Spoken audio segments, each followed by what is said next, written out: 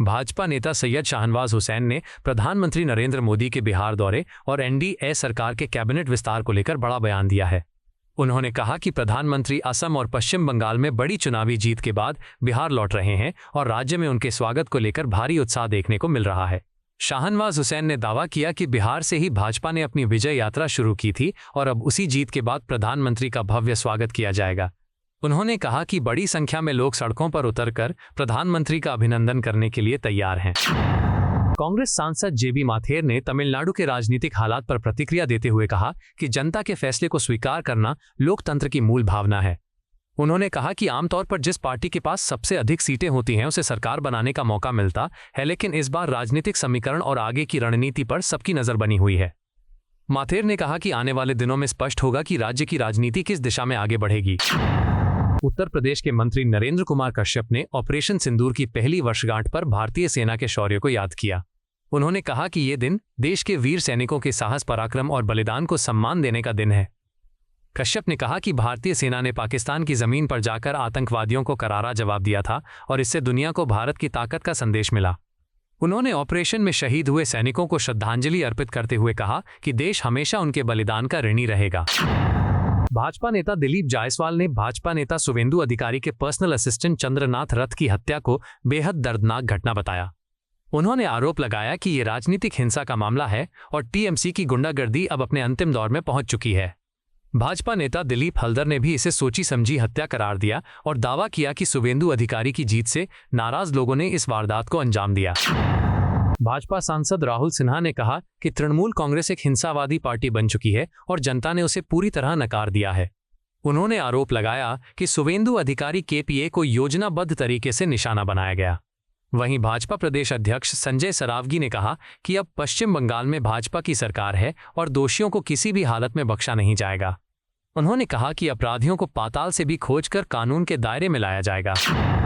RLM सांसद उपेंद्र कुशवाहा ने बिहार में मंत्रिमंडल विस्तार को सामान्य राजनीतिक प्रक्रिया बताया है। उन्होंने कहा कि मुख्यमंत्री बदलने के बाद मंत्रिपरिषद का विस्तार होना स्वाभाविक था और पूरे बिहार की नजर इसी पर टिकी हुई थी। कुशवाहा ने कहा कि लोग लंबे समय से इंतजार कर रहे थे कि कैबिनेट विस्तार कब होगा और किन नेताओं को इसमें जगह मिलेगी।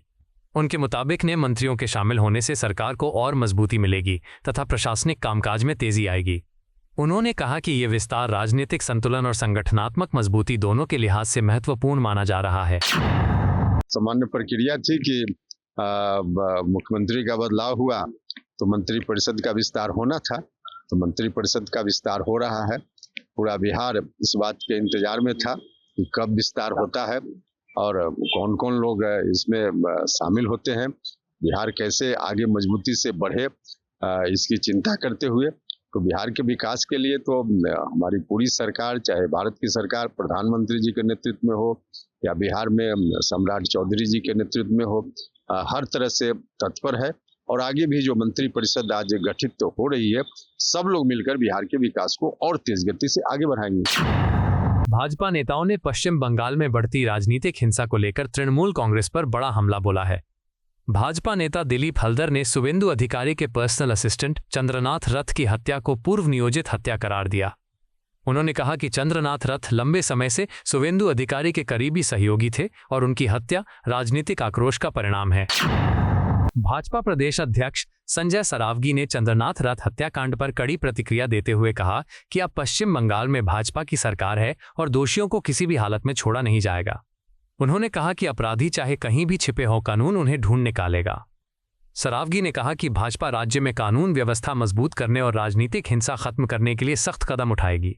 उनके अनुसार जनता ने बदलाव और सुरक्षित माहौल के लिए मतदान किया है और नई सरकार उसी दिशा में काम करेगी। हाँ, हमने भी देखा है, शुवेंदु अधिकारी जी के साथ रहते थे वो, उनके रात में गोली मार के हत्या कर दी गई है। लेकिन ये बात समझ लें कि अब वहाँ टीएमसी की सरकार नहीं है, अब वहाँ भारतीय जनता पार्टी की सरकार बनी। पाताल में भी होगा तो खोज के जो है उसका उपाय किया जाएगा, इसलिए ये ध्यान से निकाल दे लोग। और वहाँ प्रचंड बहुमत से बीजेपी की सरकार आई, ऐसे अपराधियों को किसी हालत में भी बख्शा नहीं जाएगा। कांग्रेस सांसद विवेक तनखा ने पश्चिम बंगाल में भाजपा नेता शुवेंदु अधिकारी के पर्सनल असिस्टेंट चंद्रनाथ रथ की हत्या पर गहरा दुख जताया है। उन्होंने कहा कि पश्चिम बंगाल जैसी सांस्कृतिक और बौद्धिक विरासत वाली धरती पर इस तरह की हिंसा बेहद चिंताजनक है। तनखा ने कहा कि ये वही भूमि है जिसने देश को रविंद्रनाथ टैगोर और बंकिम चंद्र चट्टोपाध्याय जैसे महान विचारक दिए हैं, इसलिए यहाँ नफरत और हिंसा का माहौल लोकतांत्रिक मूल्यों के खिलाफ है। उन्होंने कहा कि लोकतंत्र की असली जीत तभी मानी जाती है जब चुनाव शांतिपूर्ण माहौल में संपन्न हो और उसके बाद सत्ता परिवर्तन भी सौहार्दपूर्ण तरीके से हो। कांग्रेस सांसद ने इस घटना की कड़ी निंदा करते हुए कहा कि जिसने भी इस वारदात को अंजाम दिया है उसके खिलाफ सख्त कार्रवाई होनी चाहिए। उनके मुताबिक लोकतंत्र में राजनीतिक मतभेद हो सकते हैं, लेकिन हिंसा के लिए कोई जगह नहीं होनी चाहिए। आपको यह वीडियो पसंद आया हो तो इसे लाइक करें, हमारे चैनल को सब्सक्राइब करें।